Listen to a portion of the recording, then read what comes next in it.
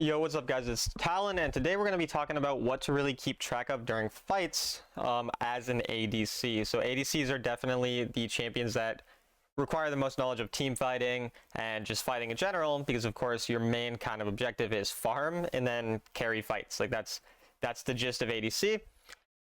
So we'll go through the lane phase first, of course, and then we'll talk a lot through the fights. It's a short game, only about 14 minutes, I think, but I think it does illustrate some of the points I want to talk about well, so we're still going to talk over it, even though it's a little shorter of a game. So in lane phase here, we don't have a winning matchup because we have less range.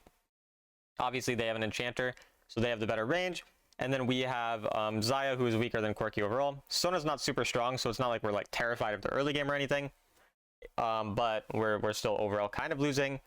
We're also against two good players. I think their ADC is a Chow Peak and their supports a Sovereign Peak, something like that. Like, they're decent. They're probably duo. I don't know for sure, but I would imagine these two are duo. And we're obviously solo queue. I might be wrong, though. I don't actually know for sure if they're duo. And so really all we're doing right now is we're kind of just poking out the wave, getting some feathers if the enemy give us an opportunity, and our Galio is getting poked out quite a bit. So nothing special, nothing great so far. And then for whatever reason, Fiddlesticks ganks on level 3. I've seen this really weird thing where like all of the junglers, like not all, but a lot of junglers are level 3 ganking. They're 3 camping into level 3 gank. It's not a good strategy. Don't do it on pretty much any champion not called Rammus or maybe Nunu. Other than that, just don't do it. And yeah, I mean, it leads to my Fiddlesticks being in a bad spot, getting pretty lucky, and then ending up getting a kill. So it kind of works, sort of. This is a really messy game. This is why I wanted to show, because there's kind of a lot of fighting going on. But I just stay and push the wave, because then the Corki can't rotate, because if Corki rotates, he'll lose an entire wave and I'll probably get a plate. So he has to stay, so he can't help with the rotation. So generally I'm fine with that. But the outcome is better than it should have been, so we take it, of course. We get our recall on our boots, which is typically when you do want to recall is on those boots. And everything so far in the early game is going totally fine. I've actually been winning a bunch on ADC. We're currently 15 marks ADC, which is our highest account, and it is the highest win rate account right now as well. And I have played on it for not even as much time as some of the other accounts, so going really well so far. A lot of ADC wins. Xayah, Corki are nutty ADCs, and right now, I mean, the items are quite strong, so not a bad role this season to carry on. I don't think it's the best role to carry on. I do think mid and jungle are still better, but, you know, just so happens that we've had some good games with ADC, some good luck, and you know, again, the items and everything are quite nice right now, so kind of a good combination of things leading to overall climbing a lot so far with ADC, hoping that it continues. But yeah, I mean, at this point now, nothing too complicated going on in lane. They're pretty passive lanes, Sona, Corki. We don't have a lot of agency in this lane unless our Galio engages. So again, I pretty much just like, I'll poke the enemy out if they walk up to me. I'm mostly concerned with just getting, you know, my farm, hitting my power spikes, and then going from there in terms of the fighting and everything like that. So like if the enemy, you know, or if my teammates rather, they give us an opportunity to go in, we'll go in, because like enemy jungle right now is not here. My Fiddlesticks is on this side of the map, so if my teammate goes in, I'm fine with fighting. Like, we can fight, and I'll try to see if I can find roots or find something, but obviously I can't overforce. So here Galio goes in, and I'm fine with this again because of the fact that my teammate is or my jungler is here, but he definitely overforces and goes a bit too deep. So then we end up just sitting here pretty much auto attacking a bunch to bait, due to the fact that I know my Fiddlesticks is coming, and because we knew Fiddlesticks was coming, it works out. Aurelia comes too. Oh yeah, this is the game where for some reason my Aurelia Baron lane, I forgot about this, my Aurelia Baron lane was losing lane so badly, she decided she'd just come to our lane and say hi to us, and so we got first turret off of this. Not really a good play by my Aurelia, because she just gave up her entire tower, but it kind of worked. So basically what ends up happening is like they have a really strong Poppy, we have a pretty strong Fiddlesticks. I don't actually get a big gold lead off this because I'm sharing a lot of gold and I didn't get the kill, right? So I don't actually get a crazy gold lead or anything off this, and plus Corki got fed random kill, you know, from my teammate. And then yeah, overall, so after the first 4.5 minutes, pretty messy game, but bot and top tower are dead. And we're not really behind despite the weirdness that has gone on. But going on kind of into fighting now that, you know, some fights will start occurring and everything, really the main thing I want to talk about with fighting is kind of spell tracking and positioning in fights. So typically your goal as most auto-attacking ADCs is to stack up whatever thing you have, whether you have Conqueror or Lethal Tempo, they're both stacking runes. And so usually you're trying to stack them up at the start of the fight.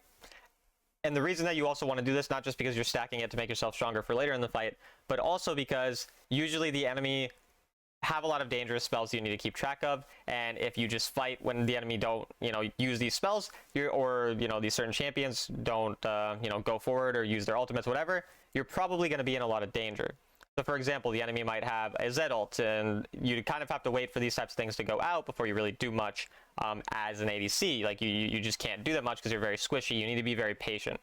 So usually early on in the fight, you're trying to stack up your lethal tempo, you're trying to stack up your Conqueror, whatever it is, on the front line that are easy to hit, and then you're trying to keep track of those key spells, pay attention to the champions that have those spells, and then figure out how you're going to respond. So for example, in this game, you're going to see very frequently my idea is to ult the Poppy engage. Poppy is the champion I want to hit early on because she's the front line, she's the one who's, I'm able to stack lethal tempo on, and then when she does try to go in on me, I just make sure to ult it so that she doesn't really have the ability to actually go in on me all the way. And then from there, I'm not scared of Corki, I'm not scared of Sona. They're not really champions that are overly terrifying for me. So if I do ever get engaged by a stun from Yasuo, from Wukong, from Sona, I can cleanse it. So basically, again, my thought process is I want to hit the front line. I want to ult if I see Poppy looking at me, going in on me, that type of thing, to avoid their engage. I want my cleanse for the Wukong / Yasuo engage, because those are, again, the dangerous spells from Yasuo. Wukong are, of course, their ultimates. They can combo their ultimates and stun me, so I can cleanse it. And then, my flash can kind of be reacting to whatever it is that I need to react to. So when you have this idea of which spells you can react to people with, you then also know who you can walk at. So in this case, for example, of course, the enemy are low, so I can walk at them, and then I have my cleanse. So if I did get stunned by Wukong or Yasuo, I cleanse it, I'm fine, right? I walk at Poppy because he's low, so of course I can just kill Poppy. And so again, I'm not super scared walking up or anything like that. I can go try to trade on this person as long as he can't burst me down, because Wukong does have a bunch to burst. But my teammates are chasing a fight. I'm like, hey, let me just go get a wave. I'm just going to go get this gold. Because, of course, the main thing as well as an ADC early, we're talking a lot more about fighting this video. I've talked about in previous videos farming. But I will mention, again, the main thing that I'm looking for as an ADC is get as much gold as possible before the fights that really matter, which are the fights around Baron at 11 minutes, because that can actually be game-changing, whereas I don't need to fight this ensemble with my team. I can just go get gold. And as long as I'm able to hit my power spikes, I'll be chilling. So watch those previous videos if you really want to know more about how I get a lot of gold, how I'm consistently fed like I am in this game, where I have quite a bit of gold already hitting my magnetic blaster. But then as it relates to fighting, again, I'm thinking about the key spells in this game. Poppy, make sure I have my ultimate, make sure I can just auto attack them freely. Don't got to be overly scared of Poppy as long as I don't position into a wall, of course, right, because of the Poppy stun. So also keeping track of your positioning in relation to enemy spells. So I don't want to position near a wall because of Poppy, right, but I do want to auto attack Poppy as much as I can early on.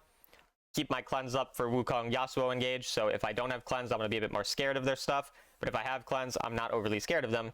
You can see, again, I walk at Wukong because I have my cleanse, I have my stuff, so he can't actually do that much to me. The Sona stun comes out as well, so I know they don't have that stun, and now at this point, I'm kind of keeping track of oh, where's Poppy? Can I hit that? Otherwise, just being pretty safe, because of course my teammate's dead. So since my teammate's dead, I am kind of being patient, waiting, to see what kind of engages my teammates make or anything, and my teammates do go pretty far forward here. So you can also see how even though my teammates go pretty far forward, I'm not just overly forcing the fight right away. But then if we want to look at this here, if we're looking at how the fight's developing, I kind of know, I have information on where Poppy is. I know the rest of these champions aren't overly scary for me, and so I'm able to easily get get that Wukong, because again, that Poppy is just not in a position that's dangerous. Poppy used their engage on someone else, and so now, once again, I know that I'm not in any danger, so I target this Sona and I walk very, very far forward. So you can see how I'm overall very patient in these fights. I'm not going forward super hard. I'm waiting until the right moments come up. Poppy's engage comes out. The Sona ultimate was out earlier. And then I'm able to go very far forward and target the low health enemies.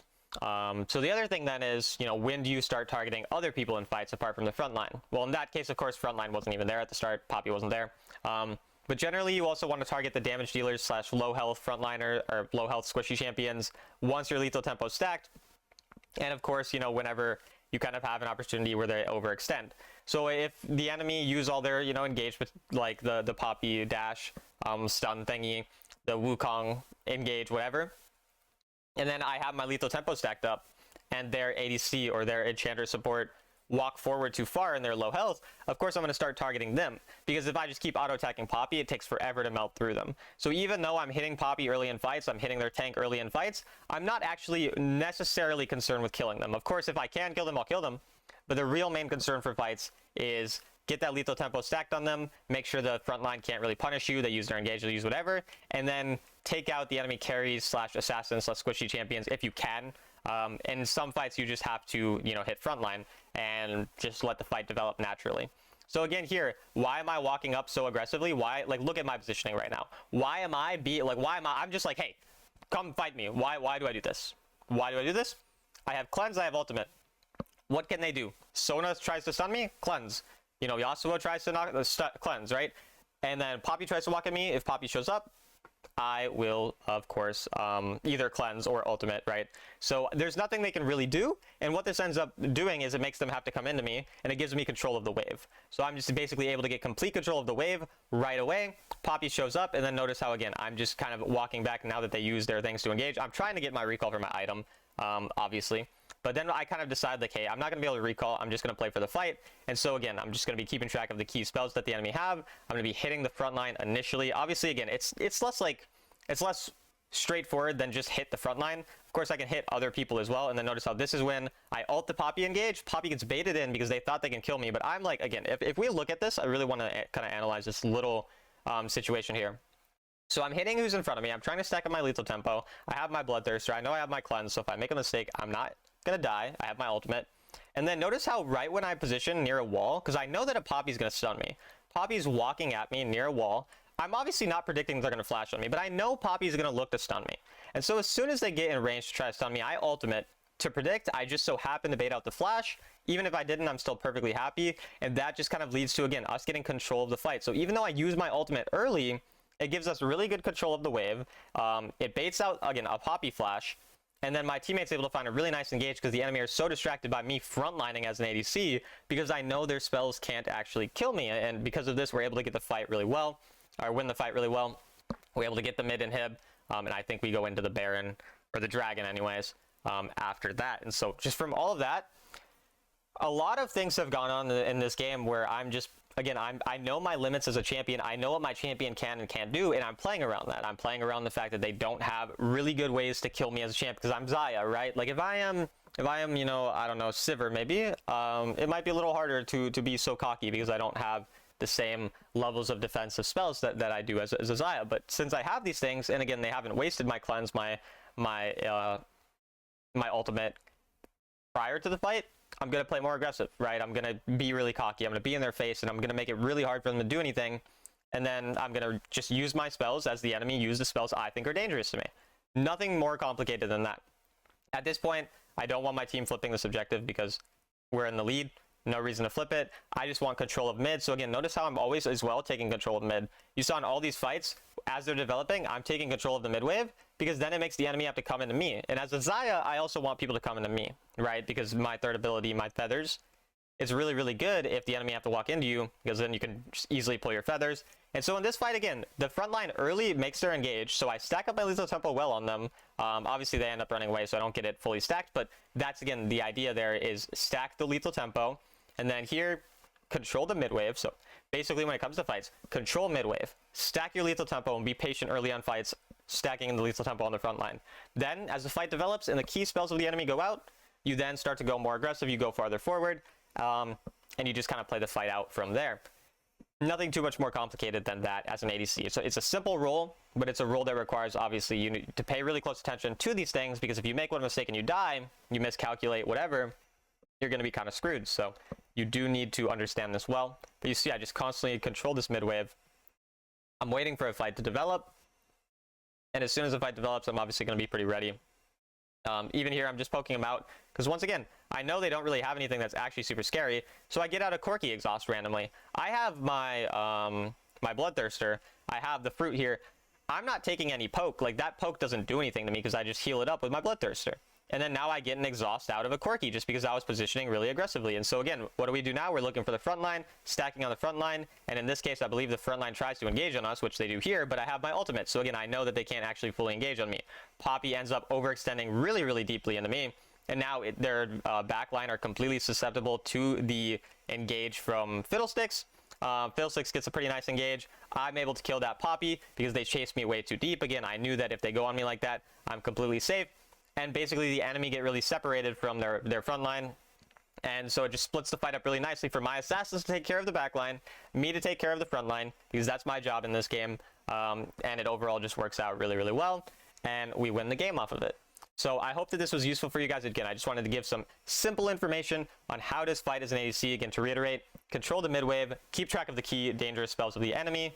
And then as you stack up your things like Lethal Tempo or Conqueror, that's when you can go more aggressive, targeting the squishier champions, that type of thing.